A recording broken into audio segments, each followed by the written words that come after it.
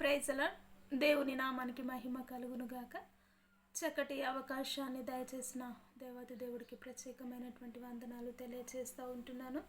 ఈ సమయంలో మనకిచ్చిన పరిశుద్ధ గ్రంథంలో నుండి ఒక లేఖనాన్ని మనం చూసుకుందాం.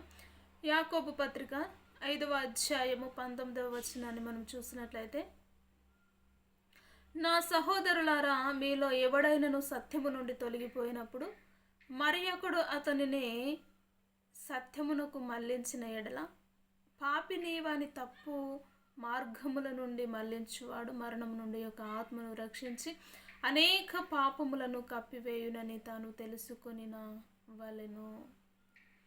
ఈ యొక్క యాకోబు పత్రికలో మనం చూసినట్లయితే, సత్యము నుంచి ఎవడైతే నువ్వు తొలగిపోయిన ఎడల, సత్యము అనగా నేనే మార్గమును, నేనే సత్యమును, నేనే జీవమును, నా ద్వారా తప్ప ఎవడు పరలోక రాజ్యానికి వెళ్ళడు అని ప్రభు అయినటువంటి యేసుక్రీస్తు వారు తెలియజేస్తూ ఉంటారు. సత్యం ఏంటి అసలు? సత్యము అనగా వాక్యమై ఉన్న దేవుడు.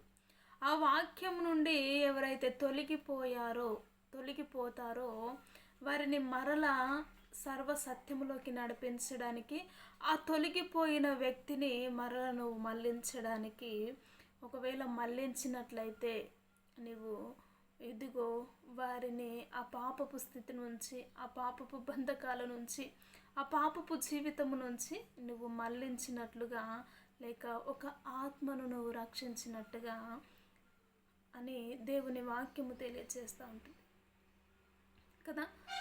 ఈ లోకంలో ఒక ఆత్మ రక్షించబడితే పరలోకంలో ఒక విందు, లేక పరలోకంలో దేవదూతలంతయు సంతోషిస్తారంట. పరలోకము నుంచి దేవదూతలందరూ తొంగి చూస్తారట కదా.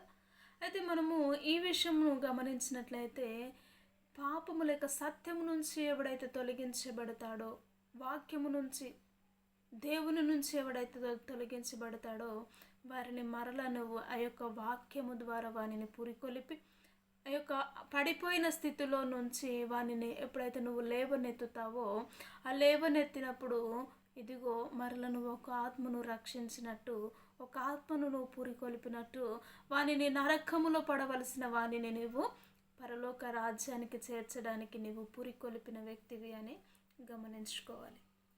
కాబట్టి ఈ రోజుల్లో నిజముగా ఒక ఆత్మీయుడు పడిపోతే, లేక ఒక విశ్వాసి పడిపోతే ఇంకా పడగొట్టే స్థితిలోనే ఉంటున్నారు. కానీ వారికి జీవము కలిగిన వాక్యమును, లేక దేవుని ప్రేమను, వారికి దేవుని సత్యమైనటువంటి వాక్యమును వెల్లడపరచి వారిని సర్వసత్యములోకి నడిపించేవారు చాలా తక్కువగానే కనపడుతూ ఉంటున్నారు.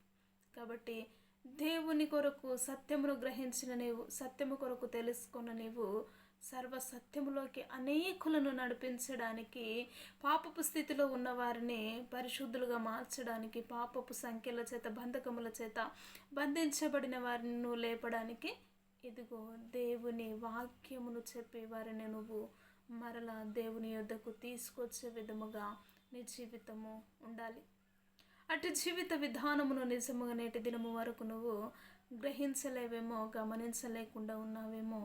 ఒకవేళ దేవునికి దూరంగా బ్రతుకుతూ ఆత్మలు నశించిపోతున్న స్థితిలో ఉన్నట్లయితే ఈ సమయంలో ప్రార్థన చేసుకుందాం. ప్రతి ఒక్కరూ ఏకీభవించినట్లయితే ప్రార్థన చేద్దాం. మహోన్నతుడా, జీవము కలిగిన తండ్రి, మీకు వందనాలు.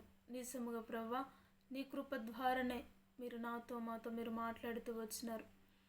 మీలో ఎవడైనను సత్యము నుంచి తొలగిపోయిన ఎడల వానికి మరలా ఆ యొక్క సత్యమును గూర్చి మీరు వివరించి వానిని పాపము నుంచి, ఆ శిక్ష నుంచి తప్పించుడి అని దేవా మీరు మాతో మీరు మాట్లాడుతూ వచ్చినారు.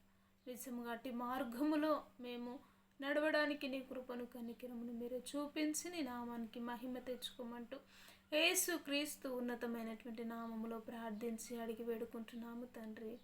Amen, amen. Praise the lord. ఈ యొక్క వీడియో నచ్చినట్లయితే లైక్ చేయండి, షేర్ చేయండి, కామెంట్స్ చేయండి, సబ్స్క్రైబ్ చేసుకోండి. Praise the lord. అందరికీ ప్రైజ్ ది లార్డ్.